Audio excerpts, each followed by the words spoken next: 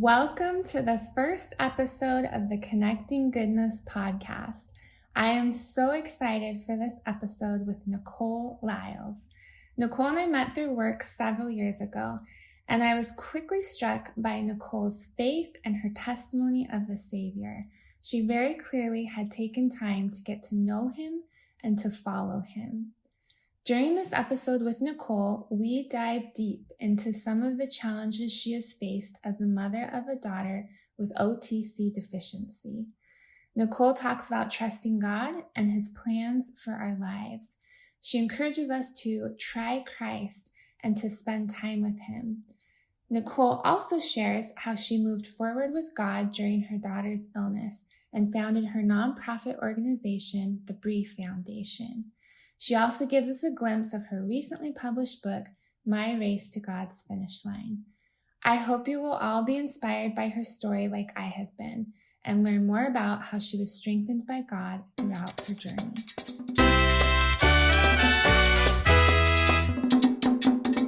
Nicole, welcome to the Connecting Goodness podcast. I am so grateful that you are here.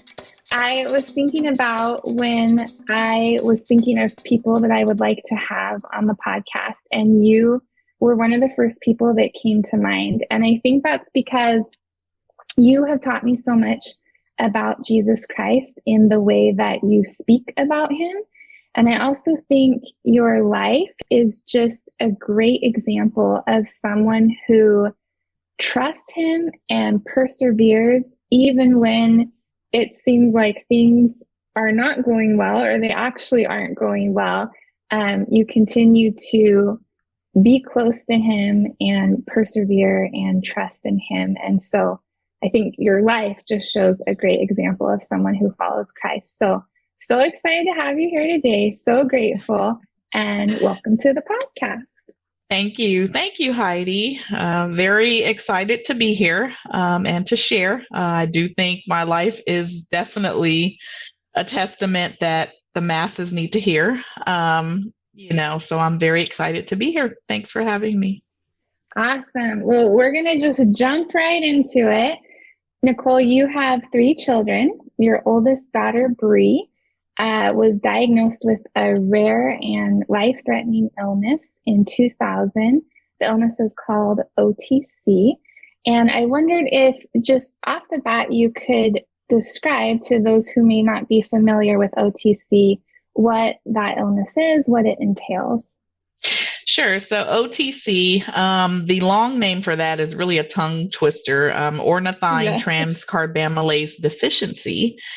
And so that rare disease or disorder is actually a defect in the liver, where the patient, me being a nurse patient person, was born without the enzymes in the liver necessary to break down proteins. And so when that happens, it causes the blood ammonia levels in our bodies to rise. We all have about 4% of ammonia in our bodies, but when we urinate, we excrete that out. Whereas someone with this rare condition does not have the ability to get rid of that ammonia that's building up in their body. So thus, it builds up in the bloodstream. And what that looks like is they present with an encephalopathy, confusion, hallucinations. It's literally attacking their brain, essentially. So as such, very dysfunctional, unable to really, have that cognitive awareness. And it's just a real, pretty brutal presentation that happens when the blood ammonia levels are high, because they're toxic. Just like if we were to pick up a bottle of ammonia and drink it, it's toxic. So very rare. About 1 in 80,000 births it occurs in. At least that was the last statistic I was aware of. And so it fell on our family, Briauna. Yeah. And to control that, what does it look like to control and treat that as much as possible? Right. So at the time when Briauna was diagnosed, she was only 5 years old back in the year of 2000. And what I was told then, not being a nurse, not being a medical professional, not really knowing, just the lay person, and very distraught parent, I was just told that while there's no cure, but there's treatment.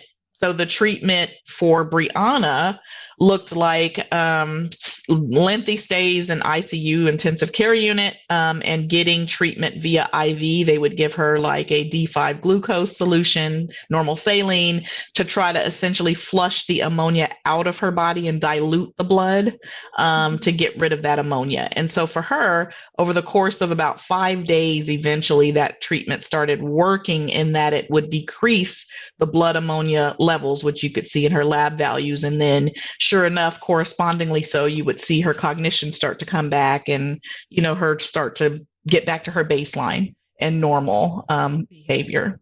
Gotcha.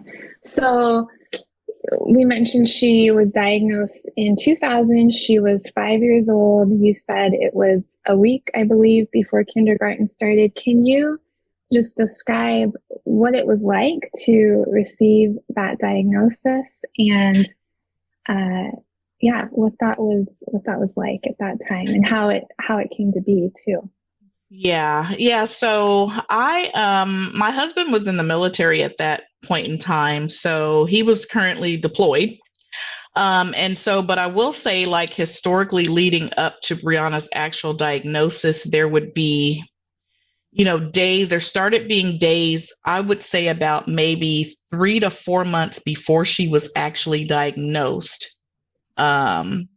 And again, she was 5 years old, where she would have periods of time. I would be at work.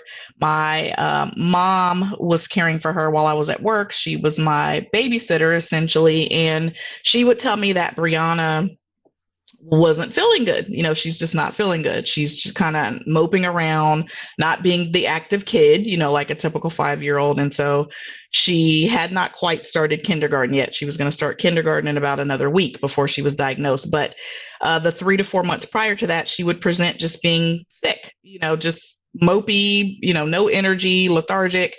And so I would take her to the doctor, tell them the symptoms, and they would check her over. I say now, like a high level check over, and say, oh, well, maybe it's this, maybe it's that. Maybe she's just not feeling good. Maybe she needs more rest, change her diet, blah, blah, blah.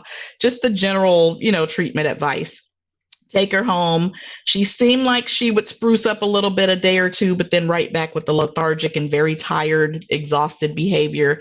And then one day I was at work and my mom, who's also a nurse, called and said, Nicole, there's something wrong with her. You take her back to the doctor, and this time you don't take no for an answer. They've got to figure out what's going on with her. This is not normal for a kid, frequently to be moping around and exhausted and then now throwing up. And I also noticed patterns of her changes in her diet. So I would feed her dinner, and it would essentially, in the meals, there would be a meat, protein, a starch, and a veggie for the balanced meal. She would eat everything on her plate except for the meat.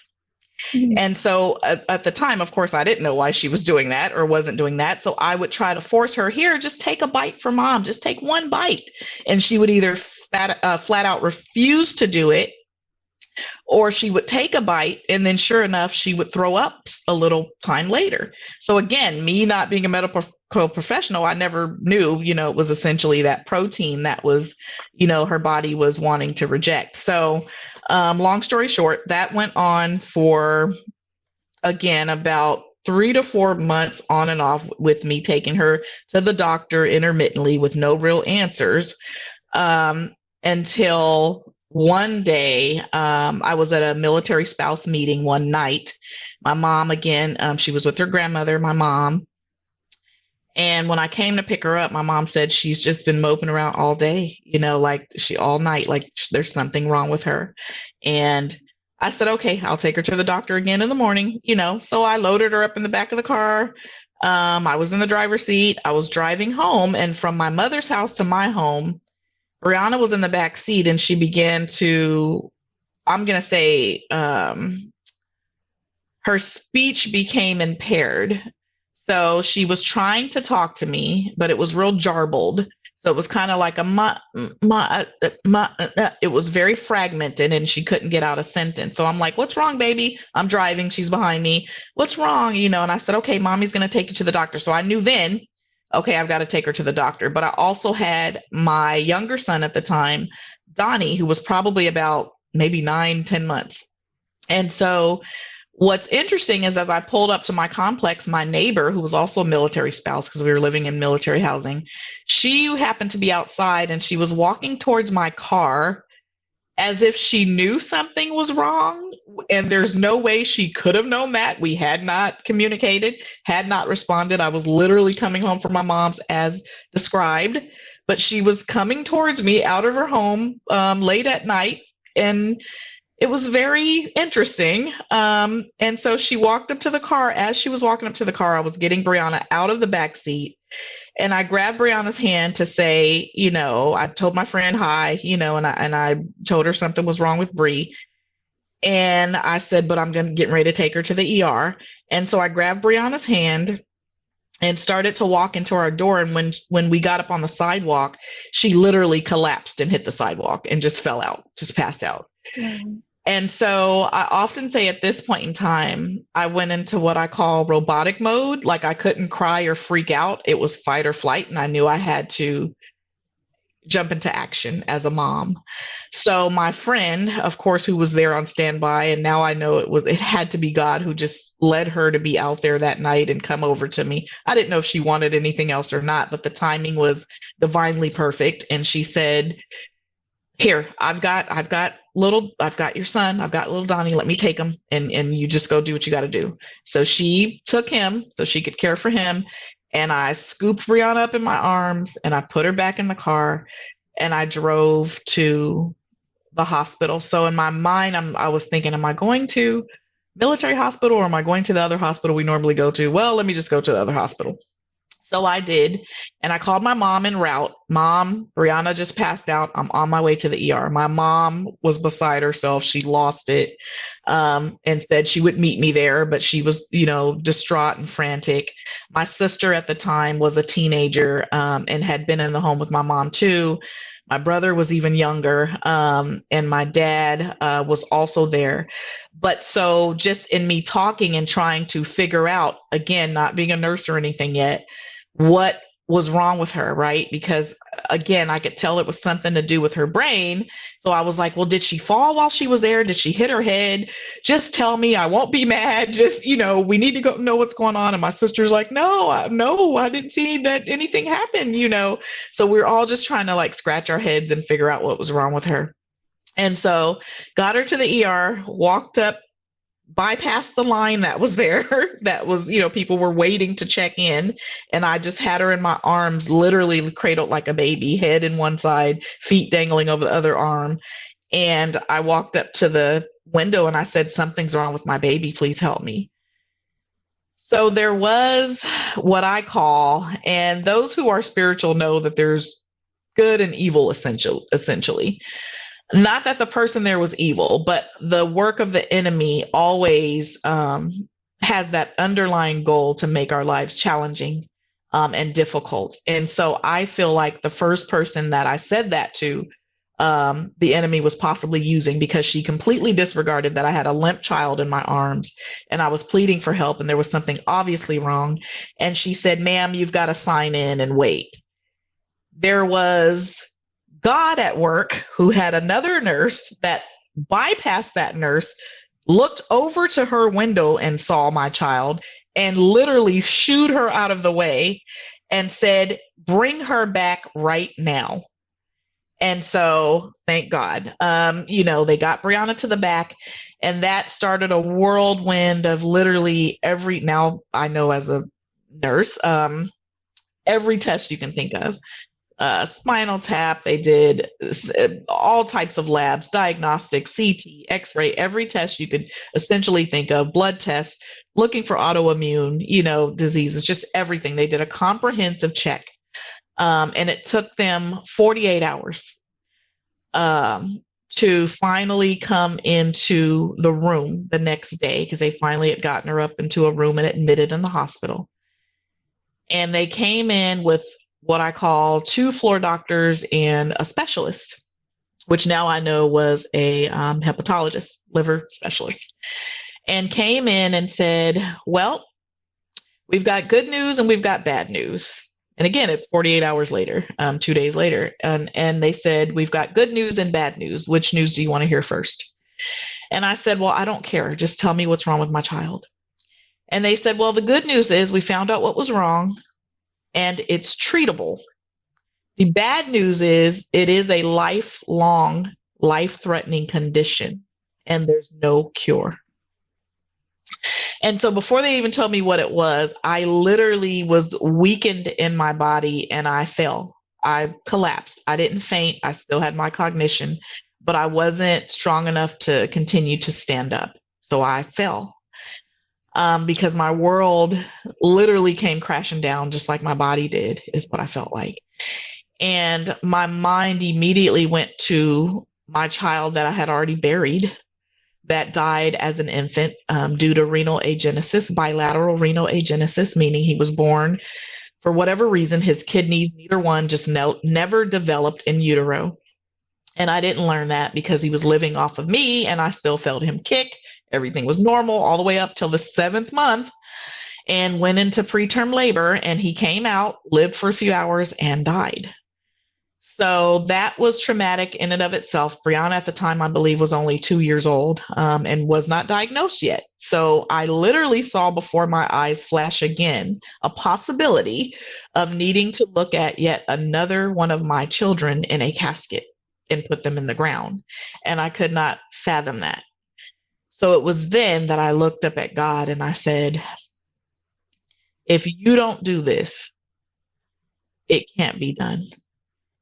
And I'm not going to make it. I cannot bury another one of my kids. And so he essentially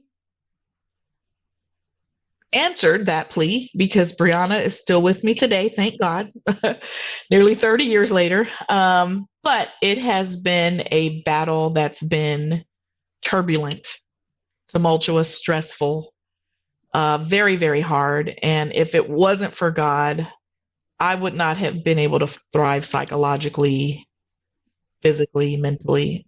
I just wouldn't be here anymore. There's so many times I wanted to literally give up. But I would look at my other children now and realize that they need their mother. And Briauna needed me to advocate and fight for her. So when they delivered the news and finally told me what it was, I did the undertaking myself of becoming an avid researcher on this condition, thus becoming a subject matter expert in the condition of OTC because I had to. I often say that nursing chose me. I didn't choose it. My mom, who's an extraordinary nurse, I would always see as a little girl getting dressed in her nursing uniform. And then as I got older, understanding what an impeccable, awesome nurse that she is, very thorough, very pristine. And she would tell me, Nicole, you'll make a great nurse one day. Why don't you be a nurse? And I'm like, Mom, no. I've always been told that I write well, I speak well. I want to be in journalism. I want to be on TV, newscaster, And she would say, well, I'm telling you, you'd make an awesome nurse. No, Mom, I don't want to be a nurse. So when Briauna was diagnosed, I looked up at God and said, okay, God, fine, I'll be a nurse. So I started researching the condition, often eventually learning more than the nurses did and even more than some of the doctors. And my theory with that is that while they have hundreds and yet thousands of patients, I only had one. So naturally the quality of care, the amount of time that I spent on that patient was dedicated, and that continuity was absolutely there because it was my daughter, so I learned everything I could about it. I educated everyone I could about it. She started school life, and I had, detailed, written out plans of care, daily routines for her, information about her condition, my contact information. I was really over the top with making sure that she would have the most, era-free systematic life in sparking one of these episodes, not taking in too much protein, and just sharing it with everyone that I possibly could. Thank you so much for sharing that. I had not heard, I think, that whole story before. So it's really impactful to hear. And I know since then, like you said, almost 30 years later, there have been countless hospitalizations, ER visits, medical challenges, a liver transplant in 2019, and just, an array of challenges. Something that you have talked with me a lot about is the scripture in Jeremiah 29 about how God has plans for us, and this idea that his plans for us are not to hurt us, but they're plans of goodness and peace and to bring us to him. And so I'm curious how that scripture and that idea of God's plans for us, how that has guided you through this experience and throughout your life. Absolutely. And that scripture that I was gifted from God as a token and really a beacon of hope along this, again, turbulent and seemingly endless, relentless journey, long suffering, was an avid reminder of just that God, for I know the plans I have for you, says the Lord, plans of good and not harm, to give you a hope and a future. I had to really hold on to that because I liken the situation with my daughter, which essentially is most of my life, right? That's most of my life battle. Like, that's who I am. And it was going through a dark tunnel. It was like going through a dark tunnel where there was not even a glimpse or speck of light. And I couldn't see my way, but I was holding on to this hand of God that had his hand on my shoulders, literally guiding me through this tunnel. When I couldn't see my way, he could.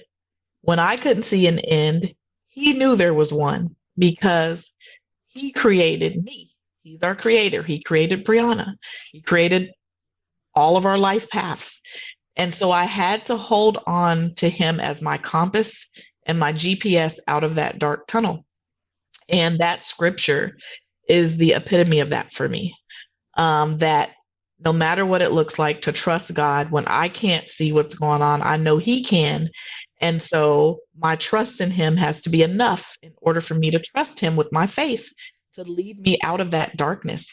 And he did just that. Be it all over 20 years later, the deliverance came because of my endless and relentless praying without ceasing. Even in my lowest times, I knew I had to pray. And I have a picture on my wall in my home that I revere that says, pray hardest when it's the hardest to pray. Mm. And so it's just that pushing through. And my faith in him was just so strong, being that my mother, really raised me as a Christian from birth. Essentially, I was singing in the choir at 5 years old. And, since I was born, my grandfather is the pastor of 7 churches in Mississippi. And, my grandparents had 11 children, and we all were just reared and grounded in that foundational faith in God as a life compass. Mm-hmm. And so I adopted that, and thank God I did, because it really came in handy. And now I've passed that down to my kids, and we'll pass it on to my grandkids, and so forth and so on. I love that. I love the family history of faith, and having met several members of your family, that's very apparent, not only like your parents, but also your children and just other members of your family that I've met. It's really special and very strong faith that you all have. You mentioned, praying when it's the hardest and holding God's hand through all of this. You and I have also talked a lot about just being with God and taking that time to not be distracted, to be with him, to draw close to him. And could you talk a little bit about what that looks like on the daily for you, to be with God, to have him in your daily life, in your daily walk? What does that look like on a daily basis, and how has that impacted your journey with Bri and also just your life in general? Sure. Yeah. So Incorporating God into my life, thus my daily routines, is imperative. It's a must. It's systematic. It's who I am. I've been, not only was I raised that way, but coming into teenage years, adulthood, and then, of course, having a child with a chronic illness, losing another child, and just having to go through life itself, I've had to find something to really help me and guide me. So that is God for me. And I often say too that I don't do it just because I was told to do it or taught to do it. I do it because I tried God and he actually is real and he has worked in my life. There is no way that I would have been able to accomplish the things I have, survive going through this battle with a chronically ill child in a condition that's so rare that not even the medical professionals knew what it was or what to do, if I didn't have my hand just held on to God. Like I just wouldn't be able to do it. I would have surely perished, and so would my child. Again, So for me, being a busy professional, I feel like it's more difficult for someone who hasn't really lived that core of being, a faith-based person, so we get in the hustle and bustle of the busy lives and, oh my gosh, I've got work and I've got to do this and I've got to do that. I happen to work from home.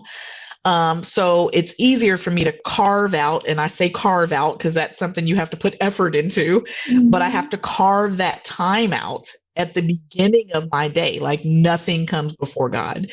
So for me, that could be as simple as soon as I open my eyes, I'm still in the bed and I'm praying, and I have the gift of tongues. So I'm speaking in my heavenly language and having a conversation with him, in straight alignment, vertical alignment with him. And I acknowledge him at the beginning of my day, but also all throughout the day. I literally can get up and go to the bathroom or wash the dishes or whatever I'm doing.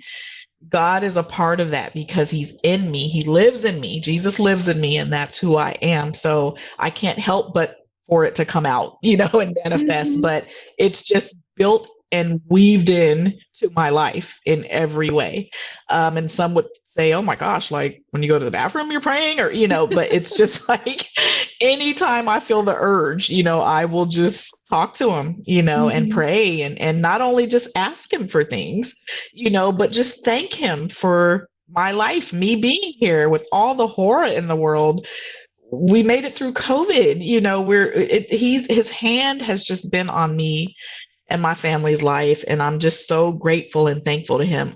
It's hard to even express, but I'm just in awe of his power. If you try him, he will come through for you. If you call on him, he will come through. It wasn't in 2 weeks, a month, a year, 5 years, 10 years. In my case, with this major thing in my life, it was over 20 years.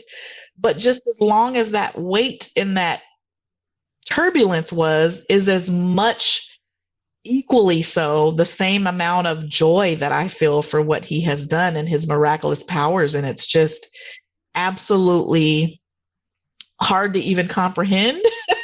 If I wasn't a believer, I'd be like, what? But there's no other explanation for it other than God's mercy, grace, and power. And he said, ask and it shall be given. You have to ask with fervent, genuine prayer, and he will provide. And he did deliver me and my daughter and my family from that horrible, horrible dark tunnel, that we were walking through, the torture that Briauna went through of countless hospital visits, literally over 20 something years, hundreds and hundreds of them. I lost count at some point, the amount of needle sticks she got with lab draws, and she's this frail little body and being tortured and humiliated, just poking and prodding and, everything that, you can imagine. And this is a child going through that, 5 years old, 6 years old, then a teenager, just an innocent young girl that was essentially being tortured. And then me as her mother standing on the sideline, essentially helpless in a physical sense, but having all the power in the world spiritually to fight for my child. And it took me a while to learn that, to not fall to depression that, would try to attack me and, still tries to attack me. And, just with what I've been through, the trauma that we've been through. But because of God, I still have my right mind. I still have my, my faith and my strength, because I draw that from God and from Jesus. And just reflecting now on what he's done is short of amazing. It's hard to explain to someone, oh, my child has a chronic illness. And then it's probably automatically grouped into something that's not as horrible and rare as this was. But to know what this was just, it's indescribable. It's indescribable. It was not another condition that's extremely serious where there's a clear treatment. You get this treatment, you're better, and you go on and you have some length of normalcy. No, this was literally something that attacks your brain. Your levels are always fluctuating. You're essentially incapacitated to even function. And then not knowing if it would have long-term effects on her brain because of how many times the ammonia saturated her blood level. But she came out even then with no long-term effects. There's some psychological trauma from, waking up and feeling like she's in the hospital, or, being poked and prodded because it was a traumatic experience. But she does not have any lasting incapacitating, consequences for something that was so long. So that is definitely a blessing. Mm-hmm. Yeah. And I love how you just have focused on like the goodness of God and how the good things that he has done throughout this journey, and delivering you, but also along the way, seeing his hand. I think that's really powerful, because it can be very easy to maybe view him in a different light in those kind of challenging circumstances. I wanted to ask you too, you mentioned, becoming a nurse and moving forward with that as a result of Bri's diagnosis. But in the midst of this turmoil and this really challenging, long situation, you moved into a new career. You started a foundation called Bri's Foundation that provides awareness and support around OTC. You're writing a book, which we'll talk about a little bit later. But in the midst of this turmoil, you've moved and acted in faith. And so can you tell us how you have felt prompted to move in the midst of such a trying ordeal? Yes. So yeah, and all of that wasn't easy. Again, with battling my own depression, anxiety, trauma, with surrounding, my daughter's condition, that still voice though from God, in knowing that my responsibility, and at some point I did become an ordained minister in 2012, I believe. But knowing that the responsibility to others, right, who may or may not know God, needed to hear the testimony and the things that God were doing in my life, being that they were so miraculous, like impossible. Even medical professionals telling you, well, it's impossible. Nope, there's no cure. And nope. Oh, what about a liver transplant? Nope, she'll never qualify because she has what we call partial OTC. And the transplant plants are only for the patients with full OTC. And me thinking then, well, if this is partial and this is as brutal as it is, I would hate to see someone that has a full-blown condition. Oh, well, yeah, those are the kids who never leave the hospital. Like they're comatose and they're just never leave the hospital. So Briauna has partial. So I remember then looking up and even being thankful that she had partial, that there was still some glimpse of her, having at least a really, really short amount of baseline normalcy, for at least a hot minute before the next episode. But needless to say, I just knew that it was my responsibility to share that with others, and that they needed to hear it. I have always been blessed. One of the gifts I was born with was the ability to write. English was my absolute favorite subject in school. I was very naturally good at it. So speaking and writing was never a challenge for me. It's always been the strongest, gift that I have, essentially, other than singing, because I'm also a singer. But I was able to use those abilities God gave me and say, let me, create a website where I can start teaching others and provide a resource out there for the world to get a hold of if they can, so that it can help someone. Because although this is rare, there may be a condition that's similar to it. Just a parent that has a chronic child, period, whether it's this condition or not, because the concept of what you go through psychologically is the same. This specific rare condition, though, we've had about 3 families, as rare as it is, reach out from various states. And I don't remember the exact states, but maybe like a Michigan or Oklahoma, I think was one of them, or Mississippi, although we have family there. But one was Brazil. We've had someone from Brazil actually find this site and reach out explaining about a family member that's been impacted by this rare condition.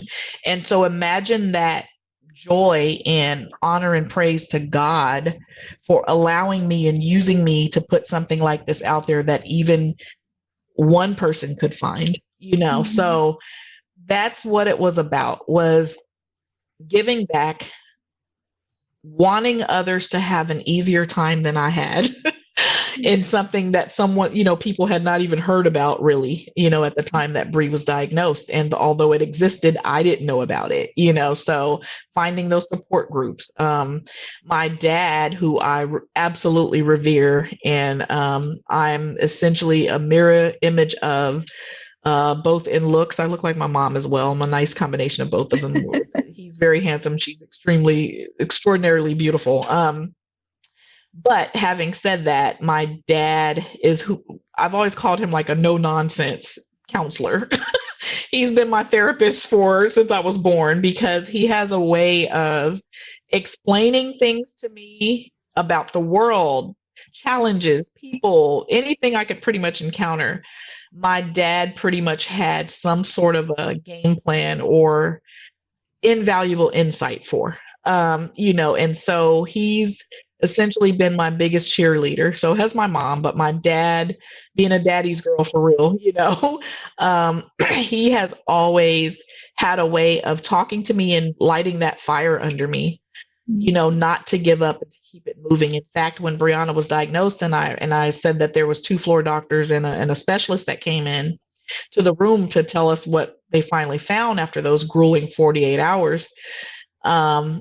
My dad, my parents, my family had made it to the hospital too, and we were all standing there. And when they told me, and I collapsed from just the trauma of hearing that this was a lifelong thing I was facing with my daughter, my dad literally scooped me up and he said, "All right, come on, get up.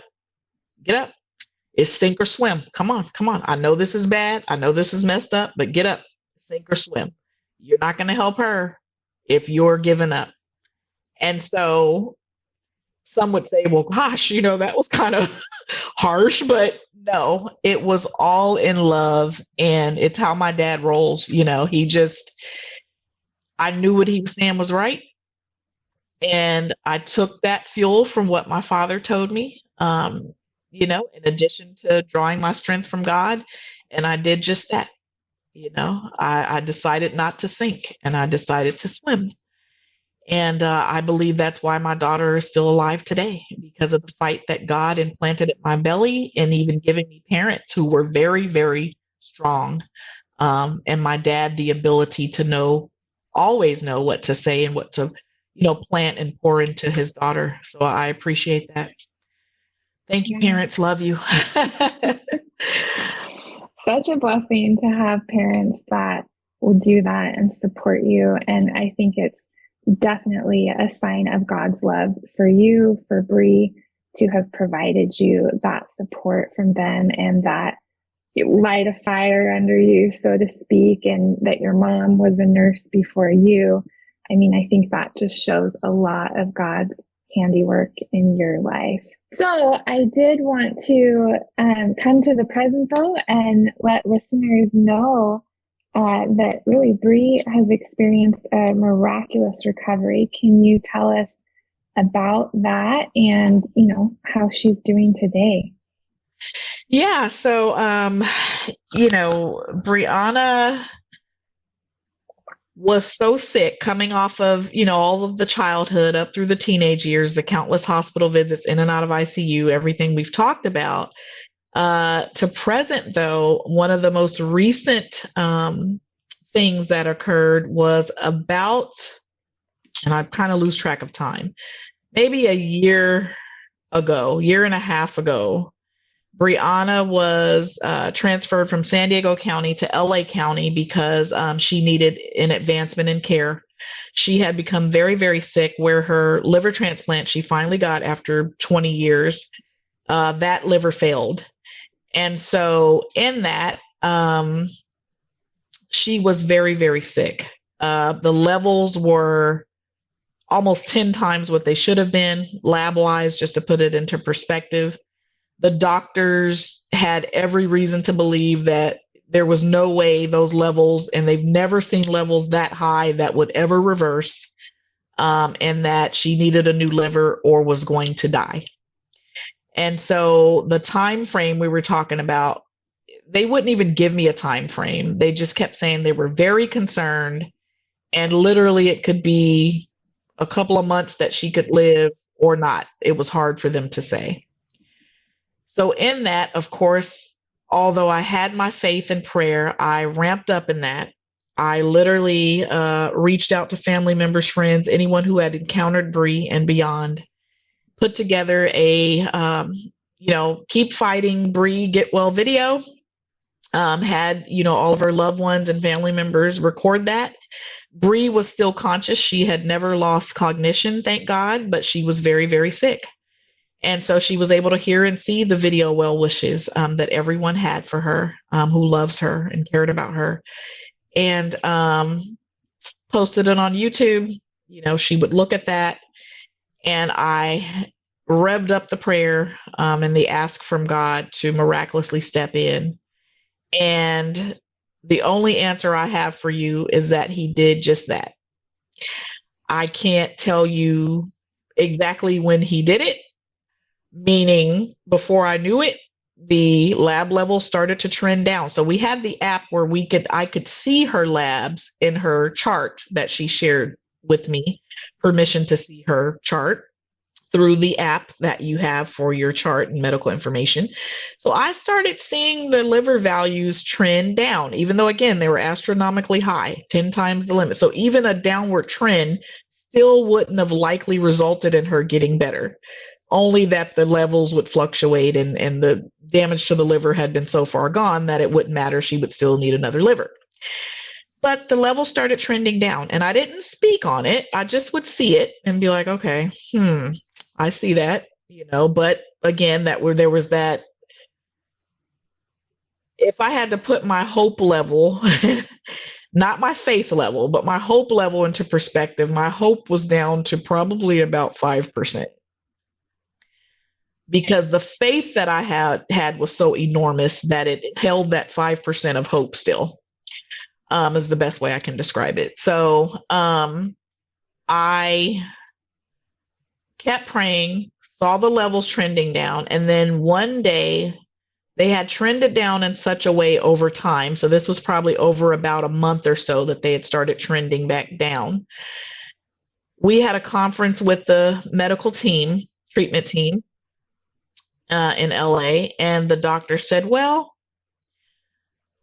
I don't know what's going on, but her levels have started to trend down and the condition of the liver has started to reverse or get better, is what I believe they said. And so I said, well, so the idea of a second transplant that everyone was scrambling to gear up for and all of that, like, what's up with that? And they said, well, at this point, he said, I can't be for sure. They said, quite frankly, we've never seen levels that high that ever trend back down and reverse like that. So we don't even think she would need another liver at this point. In fact, we think maybe undergoing another liver transplant would pose more of a risk to her than just seeing what this reversed level thing does, So I was like, So again, that was uncomfortable because I had literally gone through a legal petition essentially to even get her a second liver transplant, which was grueling in and of itself. But again, with God equipping me with my writing ability and, I'm a legal nurse consultant, little legal knowledge and wherewithal, I was able to win that case and get her on the list for a second transplant. But to now think after all of that, which wasn't easy either, psychologically, emotionally, all of that, it took everything in me to write that petition to get her a second transplant. And I'm thinking now she doesn't need it. And what if this doesn't work? So I have that natural human, thought process of what if this doesn't work? This is uncomfortable. So after all of that, she doesn't need it. What will that do? Will she drop back off the list? Or, it just was just so overwhelmingly draining and very uncomfortable and frightening. But I heard a still voice say,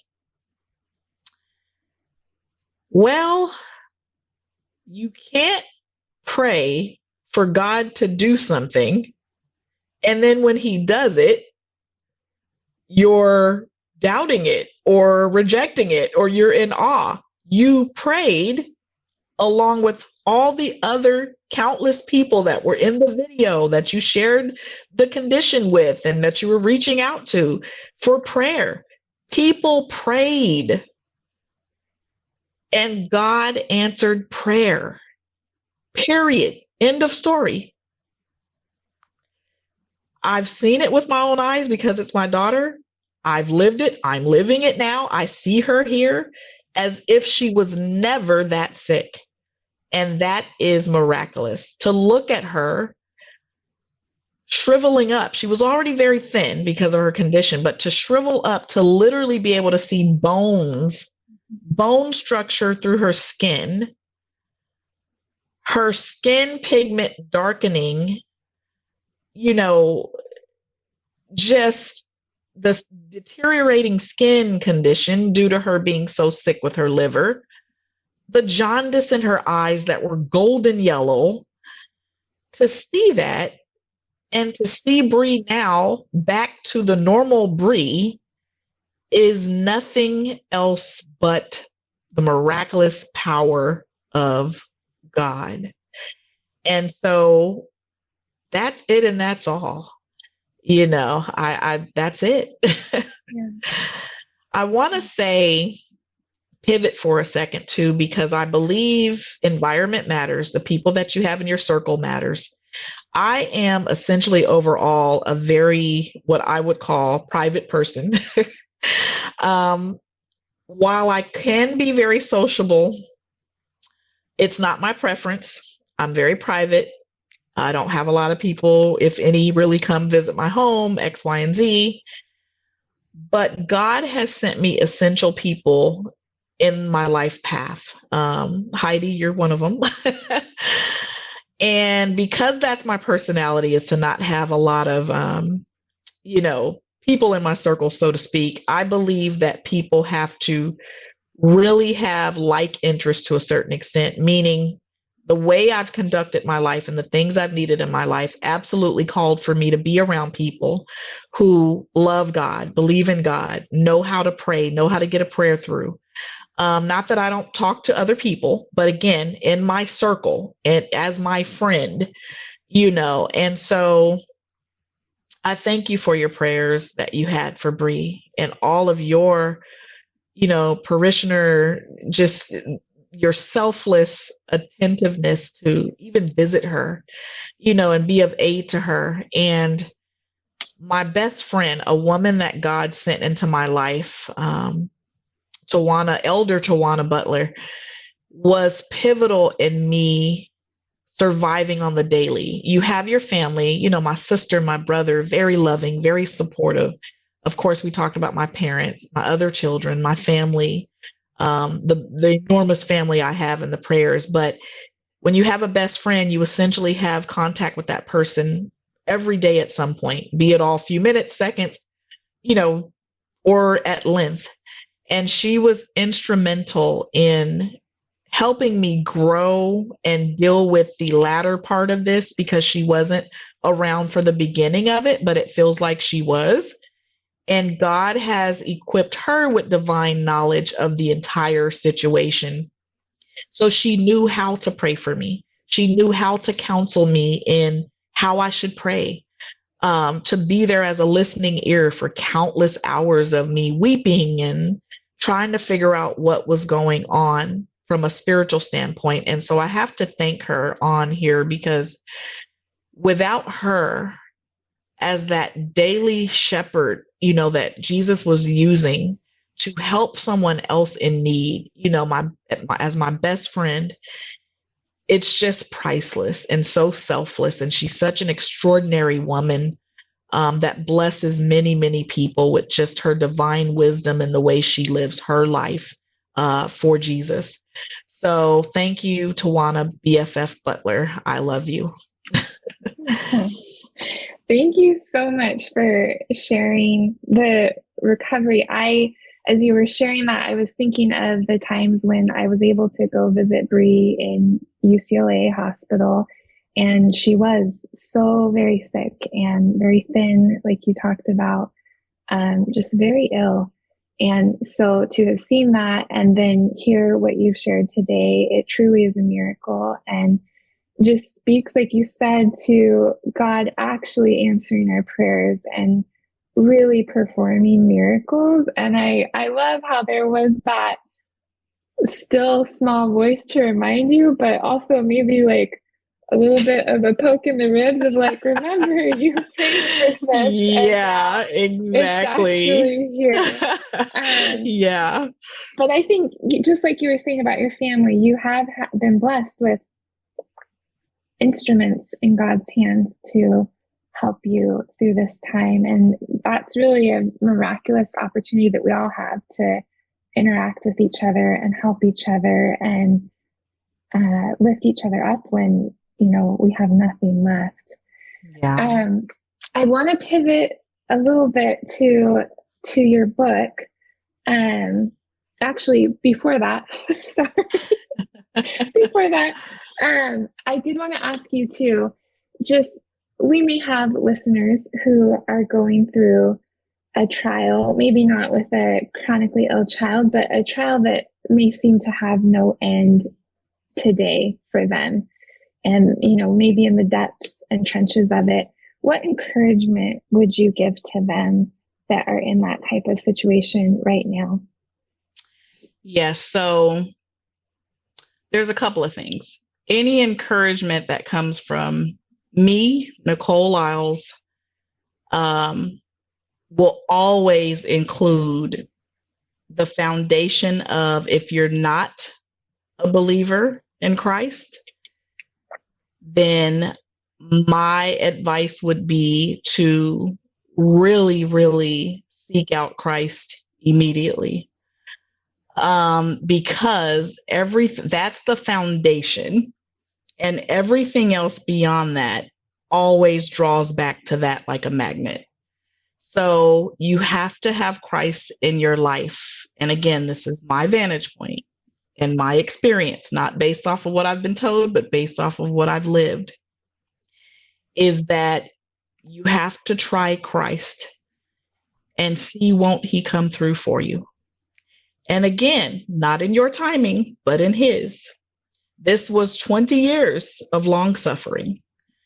And again, there's still residual, obviously, effects of someone who has a liver transplant, but it's like night and day, and it was very miraculous. And so you have to find again, environment matters to me. The people who you surround yourself with, whether they're spiritual or not, just a positive, healthy environment, so that you can think, you can have that quiet, still time with yourself. Although I do watch TV, I'm not a huge have to have TV person. So sometimes I will sit in my room without the TV or turn the TV off and just meditate on God and seeing what I can hear from him, getting my own mind to a place of calm and stillness and quietness so that I could regroup and think straight. Research, use the resources that are out there. The Brie Foundation, which is my nonprofit organization, www.thebriefoundation.com, that's BRI, has some resources. But there's Google, hey, that's everywhere. That has everything you could possibly need. But researching, educating yourself, and finding that strength from a psychological standpoint and spiritual standpoint from God is essential, as well as being very mindful of your environment and the people that are in your circle. I love that. Thank you for sharing that. So I do want to pivot to your book. We mentioned a little earlier that you are currently writing a book, and the title is My Race to God's Finish Line. Can you give us just a brief synopsis of what the book is about and what we can expect from it? Of course, yes. So it's about me, a young woman at the time, that faced just turbulent, endless challenges. So it essentially will take you through, my earlier life, in, having Briauna diagnosed and all of the challenges that encompasses that, as well as just things that I had to encounter in that, Brie going up through school life and, some of the bullying of kids and, just the things that we had to deal with, and then coming into adulthood and how nursing found me. And, just God's hand throughout my journey is really what that book is really about. Just seeing God's hand in all of the twists and turns and challenges that slapped me in the face, and me sort of being in a virtual boxing ring in the corner, being backed in the corner and beat up and having to punch my way out and fight, with the prayer and the armor of God. So yes, that's essentially what My Race to God's Finish Line is about. And we run the race, and mine was a very lengthy, exhausting race. And again, I'm still running it, but the finish line is near. And so I just know that there's someone, hopefully, that it blesses and encourages, that needs to hear my story. It's very exhausting to write, it brings up a lot of emotions and, and all of that. So I write and cry, but, I'm getting it out there. So again, I'm just praying that it's a blessing, to all who need to hear it. And I'd also like to, again, thank my family, my parents, my sister, Kristen Smith, my brother, Marvin Fisher Jr., my dad, Marvin Fisher, my mom, Dolores Fisher, and the rest of my extended family, for all of their love and prayers. Also my cousin, Jamiski Pullins Gorham, who's an attorney who has also been there for me in some of the legal things that I was trying to figure out in winning the case that we won. She wasn't a consulting attorney, disclaimer, but but she was my cousin, and did have some of that legal knowledge in that capacity. So I just thank everyone for their love and support, my family and their prayers, and being here with me is really important. So I appreciate that. Well, I'm excited to read it when it does come out. And I think just talking about that race that we all, we're all running the race of life and looking forward to that finish line. And so I think it's really admirable and significant that you're sharing that story. And I'm sure it will be helpful to many people and just shows again your willingness to help others through the experiences you've had and sharing God with them and his message and his help in their lives. So I'm excited to read it when it comes out. Thank you. I would be remiss, real quick, if I didn't mention my sons, Donnie and Darren. Gooden, Donnie Gooden, who's a military veteran, and Darren, who's a upcoming film and media production and basketball star. I'd like to thank them for just sharing their mother, because Briauna, she needed most of my attention because she was the sickest and she needed it the most, but my heart is split between them equally, and they were very supportive and taking care of their mother and being there for me throughout this journey and understanding that Briauna needed a little more attention, and still just developing into nice, grounded, awesome, handsome young men who also now follow God. So that I did something right and that feels good. Yeah. So yes, just wanted to say that I love my family and thank all of you for being there for me. We love Donnie and Darren. They are wonderful boys for sure. So I want to just ask you the last question, which is a question that everyone on the Connecting Goodness podcast will be asked. And that is, who is Jesus Christ to you? And how do you know that? Jesus Christ to me is my compass or GPS. I refer to him as that all the time. And so essentially just thinking about what those things are, it really is a guide. It guides you when you can't see your way or you don't have the knowledge that only he could have. And so your part is to just have trust and faith. So he is my savior and my guide and my compass, my GPS in all things. Amen. Amen. Thank you for sharing, Nicole. Thank you so much for being on the podcast, for being willing to share your story. Appreciate you opening up and sharing those things with us and your testimony of Jesus Christ. Really appreciate it. Thank you. Thanks for having me, Heidi.